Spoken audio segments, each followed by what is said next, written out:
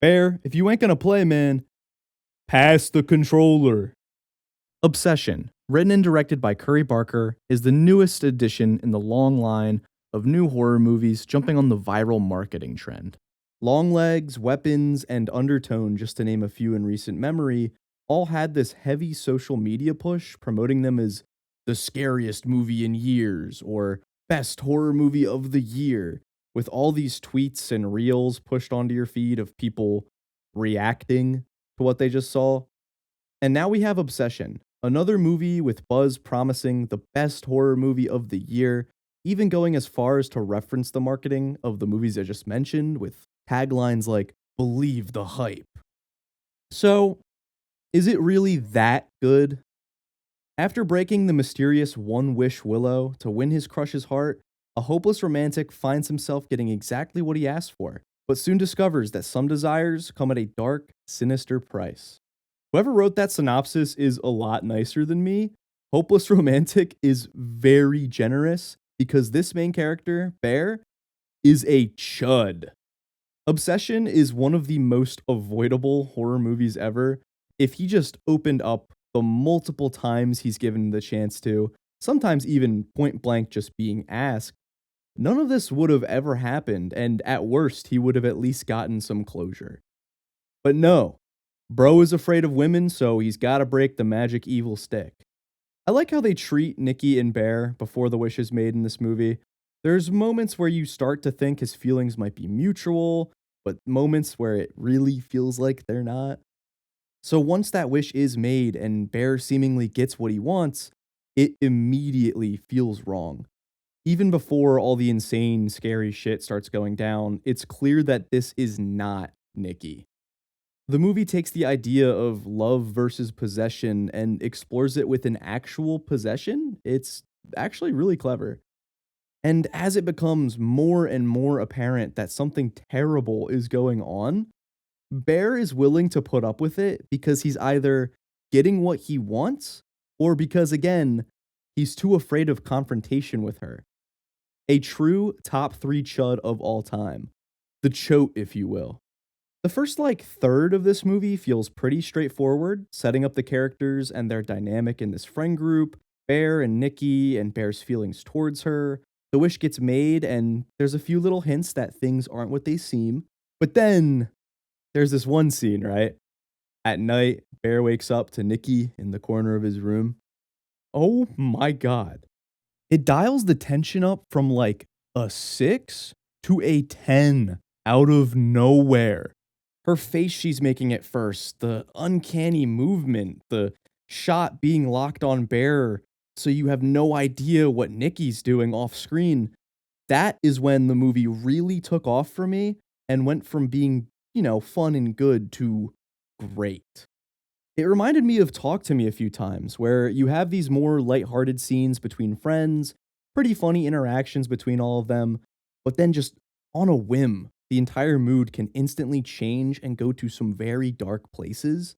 I also really enjoyed how much humor is infused into this movie. There's a lot of awkward spots where Nikki is reacting to something that upsets her as Bear's girlfriend that works as a scary, unsettling moment, but also gets a pretty good laugh out of you. The whole cast is great, but this entire movie is on the shoulders of Indy Navarrete. And god damn, she crushes it. The movie is good as it is, but her performance is what really makes it something special. Nikki teeter totters back and forth between unsettling and just straight up scary, slowly escalating the performance throughout the movie as it goes on. She's so good at switching on a whim. Mid scene, when things seem okay for a moment, just a slight change in her expression completely changes the feeling of everything.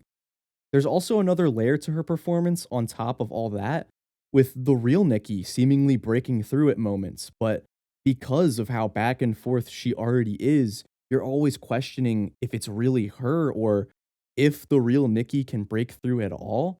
That implication that she could be breaking through at times leads to a pretty dark scene that doubles down on this idea that Bear is just taking advantage of this situation, and it's just sad, man. He knows that this isn't Nikki and that the real Nikki is going through something terrible. It really emphasized the selfish way he looks at this situation. Even though things are really messed up, he's still getting something out of it. Knowing that it's not actually her and the crazy levels she can get to out of nowhere, it feels like there's a bomb waiting to go off every scene that she's in. The tension is done incredibly well.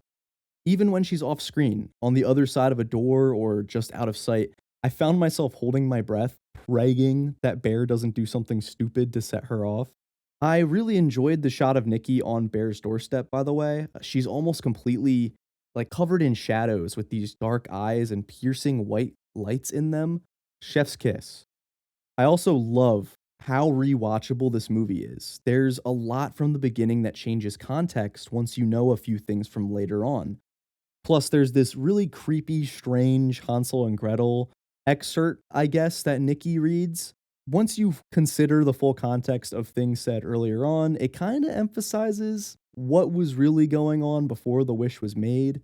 I really want to know more about the One Wish Willow. What exactly possessed Nikki, what this entity is, and why it did some of the things it did. Whatever it is, it's supposed to love Bear more than anything in the world. I get that. I get how some of the things are a weird, childish misunderstanding of what love is, but at some points, it just does things to him that feel like it's just fucking with him just because. And man, the way that this entity ramps things up in the third act, there's a moment where it feels like things can be brought back, that we can recover from what has happened. Bear connects with this other character, Sarah, and then things just get so much worse. Obsession also manages to tie everything up in a satisfying way.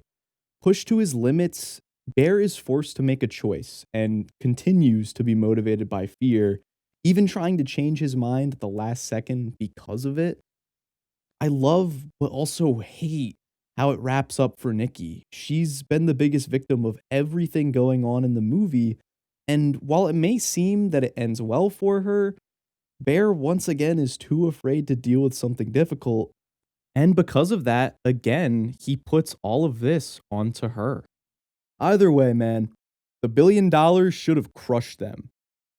So, Obsession, is it really that good? Yeah, it's pretty solid. A simple premise: be careful what you wish for, taken to crazy levels. It's funny, eerie, shot and edited well, and has great performances through a tense and scary story. It's great. I just don't know if I'd jump to best of the year for me with all the exciting projects coming up. We're still getting The Backrooms, Evil Dead Burn, Resident Evil, and Robert Eggers' Werewolf this year. So we'll just have to wait and see how it pans out. If you guys saw Obsession, let me know your thoughts in the comments. If you were to snap the One Wish Willow, what would your wish be? Be sure to like the video and subscribe if you haven't already.